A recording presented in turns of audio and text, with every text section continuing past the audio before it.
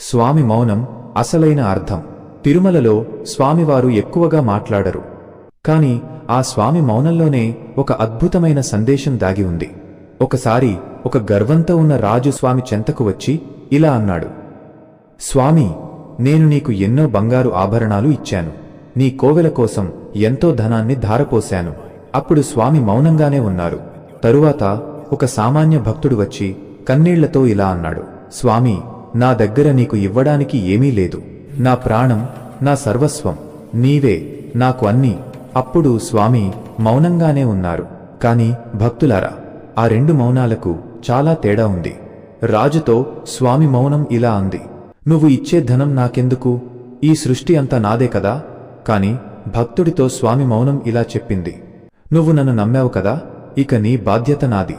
అందుకే గుర్తుంచుకోండి, భగవంతుడికి మీరు ఏమి ఇచ్చారు అన్నది ముఖ్యం కాదు, ఆయన్ని ఎంతగా నమ్మారు అన్నదే ముఖ్యం. నిజమైన నమ్మకం ఉన్న చోట దేవుడు మాట్లాడకపోయినా మీ జీవితంలో అద్భుతాలు చేస్తాడు. ఓం నమో వెంకటేశాయ.